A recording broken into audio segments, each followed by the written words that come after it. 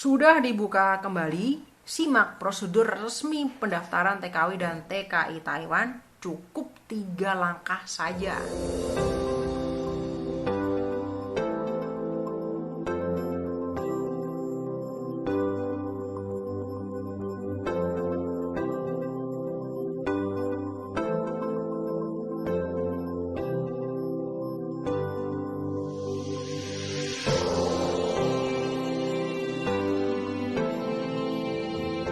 Sama saya Nana Story. Oke, apa kabar semuanya? Aku harap kabar kalian semua masih dalam lindungan Tuhan yang Maha Kuasa hingga saat ini.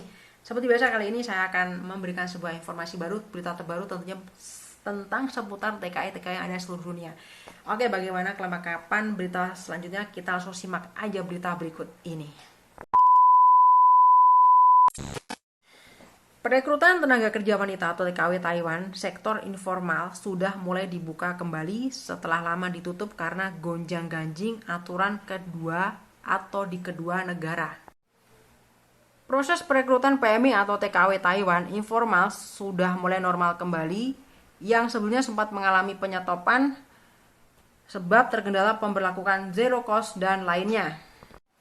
Membuntuti penangguhan kebijakan zero cost yang diberlakukan mulai awal Agustus 2022 lalu, job PMI dan TKW Taiwan sudah menuai lampu hijau.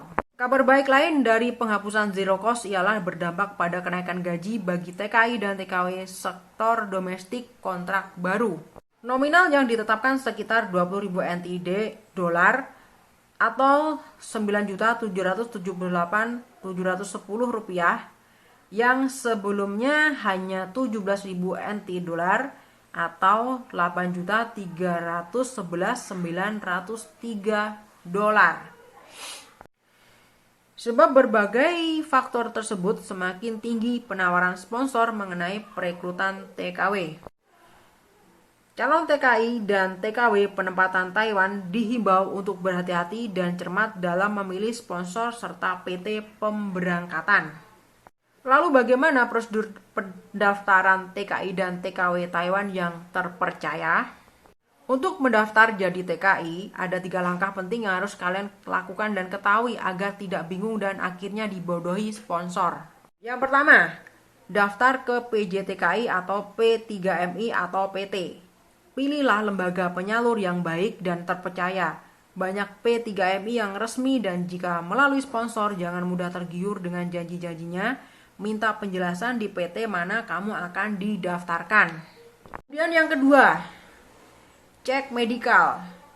Setelah mendaftar di pihak penyalur, maka calon TKI dan TKW harus melakukan medical check up di pusat kesehatan terdekat. Kemudian yang ketiga, biodata.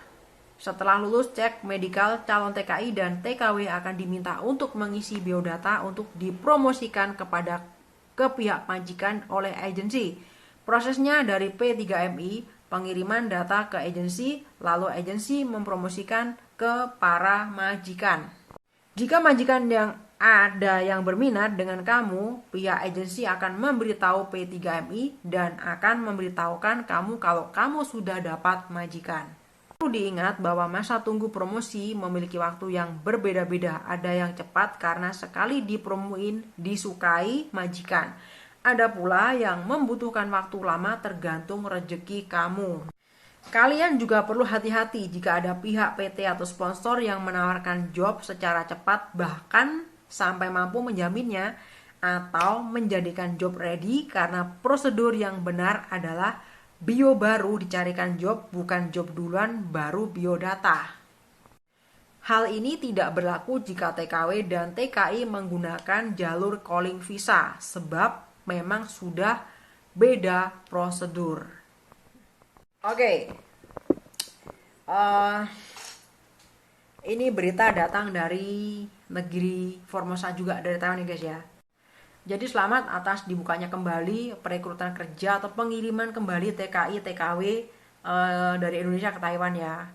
Karena sudah dibuka kembali ya, maka kita harus tahu prosedurnya seperti apa sih menjadi CTKI baru atau tenaga kerja baru ya, seperti apa. Ini perlu diperhatikan di sini ya. Gitu. Di sini ada 3 langkah yang harus diperhatikan ketika menjadi calon tenaga kerja Indonesia atau CTKI baru ya. Jadi karena kemarin itu ada apa namanya? Karena kemarin ada gonjang-gonjing masalah gaji dan sebagainya ya, terkendala karena pemberlakuan zero cost dan lainnya ya, maka pengiriman TKI TKW dari Indonesia ke Taiwan sempat terhenti sejenak ya, karena ada masalah tersebut, tapi sekarang sudah mulai dibuka kembali ya. Dari kabar baik lain dari penghapusan zero cost ini adalah berdampak pada kenaikan gaji pada TKI dan TKW sektor domestik yaitu PRT ya. Selamat buat PRT ya yang baru masuk, sekarang gaji sudah mencapai di atas 9 juta, hampir 10 juta ya. Yaitu 20.000 NT dolar ya sekarang, itu pegang bersih ya. Selamat buat kalian yang mau masuk ke Taiwan, selamat datang. Gaji sekarang di atas 9 juta. Selamat buat kalian semuanya ya. Dan di sini apa namanya? Disebabkan saya flashback lagi ya di sini ya. Apa tadi? Saya flashback lagi di sini. Ini sebab berbagai faktor tersebut semakin tinggi penawaran sponsor mengenai perekrutan. Nah, takutnya ya, ngerinya di sini ya, karena sekarang Taiwan itu gaji itu makin tinggi ya. Ngerinya disalahgunakan oleh para calo-calo dan para sponsor-sponsor di luar sana yang menjanjikan para TKW TKI yang baru masuk menjadi calon TKI CTKI itu diujuk-ujukin, mungkin ini cepat berangkat dan sebagainya gitu ya. Buat kalian semua yang belum pernah masuk PT ini harap diperhatikan ya. Buat kalian yang udah masuk PT ini nggak usah diperhatikan, udah tahu ya, karena udah ngerti, udah paham, mungkin udah luar kepala, udah paham, udah pinter lah intinya, udah pinter-pinter yang udah pernah masuk PT ya. Tapi ini yang baru masuk PT ini perlu diperhatikan ya, menjadi calon TKI atau TKW itu Taiwan tuh dihimbau untuk berhati-hati dan cermat dalam memilih sponsor serta PT pemberangkatan. Ya, di sini disebutkan bagaimana prosedurnya pendaftaran TKI dan TKW Taiwan yang terpercaya itu bagaimana. Ya, tadi saya sudah singgung dan tadi saya sudah bacakan ya. Jadi untuk mendaftar menjadi TKI itu ada 3 langkah yang harus diperhatikan. Ini penting ya buat kalian yang baru masuk nih. Jangan asal percaya sama calo atau sama sponsor yang mungkin baru kalian kenal ya. Ingat ya, ini harus diperhatikan 3 langkah ini ya, agar kalian tidak bingung dan akhirnya dibodohi sponsor ya. Yang pertama tadi saya udah bacakan ya, tapi saya bahas ulang. Daftar ke PJ TKI atau P3MI atau PT. Jadi kalian mendingan langsung datang aja deh ke PT deh ya.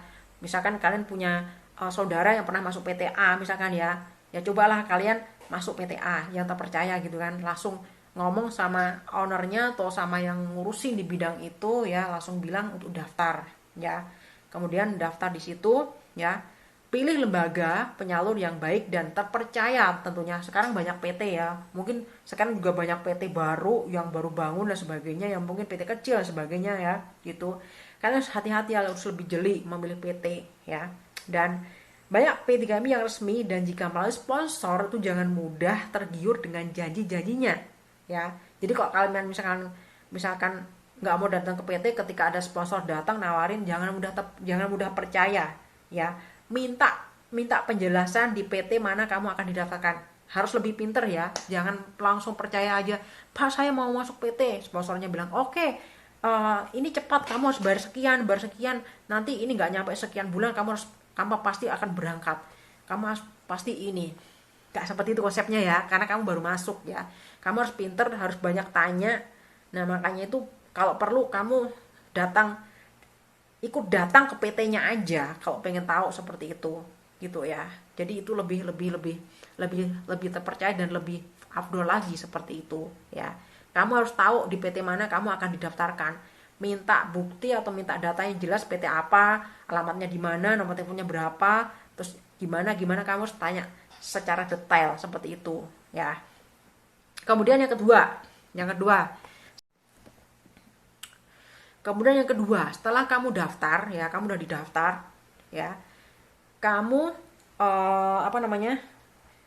langsung cek medikal, karena kita cek medikal ya, cek medikal kesehatan seperti itu ya.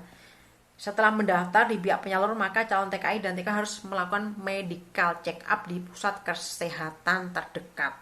Jadi di pusat mungkin klinik yang bekerja sama dengan PT atau mungkin apa seperti itu ya. Jadi kita pasti wajib harus medical seperti itu ya.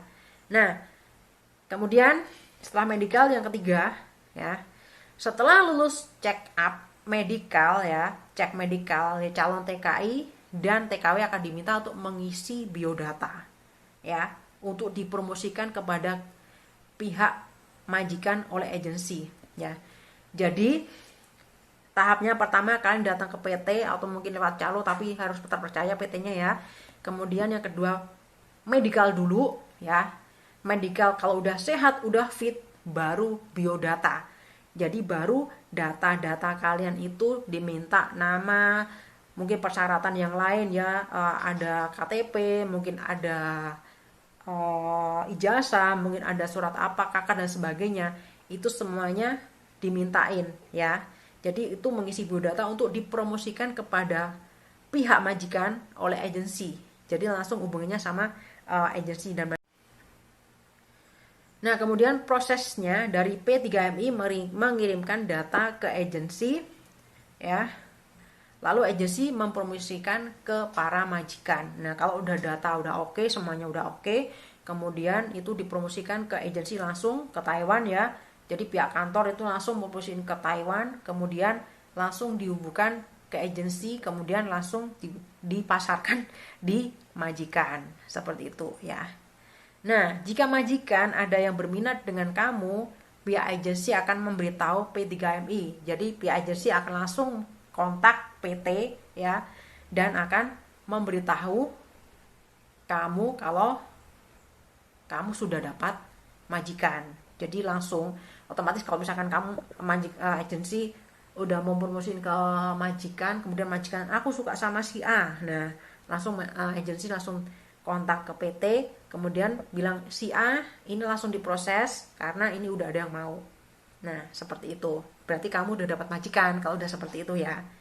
Nah, sekarang jika majikan ada perlu diingat bahwa masa tunggu promosi memiliki waktu yang berbeda-beda. Jadi, pengalaman saya ya di PT waktu itu saya dengan teman saya tuh nggak sama. Ada yang di PT selama 3 bulan udah dapat majikan, ada yang 5 bulan baru dapat majikan, bahkan ada yang sampai 10 bulan baru dapat majikan, ada yang mungkin lebih dari setengah tahun dapat majikan. Berbeda-beda, tergantung rezeki masing-masing.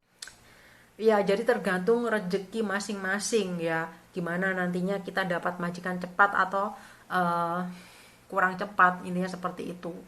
Nah, satu hal lagi ini yang perlu diingat ya, kalian juga harus perlu berhati-hati jika ada pihak PT atau sponsor yang menawarkan job secara cepat, bahkan sampai mampu menjaminnya atau menjadikan job ready, karena prosedur yang benar adalah bio baru dicarikan job, bukan job dulu baru biodata. Ingat ya, kamu baru masuk PT ya, kalau misalkan ada yang menawarkan, kamu misalkan pasti ujung-ujungnya duit ya. Udahlah, tenang aja, cincang lah, kamu bayar 4 juta, nanti kamu langsung tak cariin job di sana ya, tenang aja, nanti pasti nanti langsung dapat. Nah, kamu langsung berangkat. Nggak seperti prosedur karena kamu baru. Yang namanya baru ya, itu tidak ada yang namanya calling visa. Jangan mau dibohongin. Kecuali kalau misalkan kita udah pernah ke Taiwan atau kita pernah ke luar negeri, itu kita bisa langsung calling visa. Kalau kamu belum pernah ke luar negeri sama sekali, ke Taiwan atau ke Hong Kong atau mungkin negara lain, jangan sekali-kali kamu percaya bakal bisa dapat job secepat itu atau mungkin calling visa. Ya, itu perlu dipertanyakan ya. Seperti itu. Kalau untuk Taiwan sendiri nggak ada yang namanya calling visa. Kalau masih baru, calling visa itu nggak ada. Kecuali kalau kita udah pernah ke Taiwan, kita baru bisa calling visa. Ya, jadi perlu hati-hati ya. Ini di sini disebutkan ya, biodata baru dicarikan job, bukan job dulu baru biodata ya. Jadi ingat, biodata dulu baru kita dicarikan job, bukan job dulu baru kita ngasih biodata Ya, ingat ya buat kalian yang masih baru ya, yang belum pernah ke Taiwan atau ke Hong Kong atau Singapura dan sebagainya, itu perlu diingat ya, seperti itu. Oke, itu aja berita hari ini tentang 3 cara yang benar ya menjadi TKI atau CTI. Jangan mudah terhasut, jangan mudah dibohongi, atau jangan mudah apa ya, kita pintar dikit lah, intinya seperti itu ya. Itu aja. Semoga video ini bermanfaat dan bisa menjadi ilmu ya. Dan mohon maaf kalau ada kata-kata atau perilaku yang kurang sopan di konten ini, mohon maaf ya. Dan tetap seperti biasa, doakan semoga kalian semua tetap diberikan kesehatan panjang, jangan lupa bersyukur, jangan lupa selalu tersenyum, smile, dan jangan lupa bagikan cinta kasih kalian berserangan dengan ikhlas. Dan tentunya Tuhan tetap berkati semuanya. Kalian bisa oleh sampai ketemu lagi di video dan berita terbaru tentunya bersama Nana seperti Sampai jumpa lagi, kesempatan. Bye bye.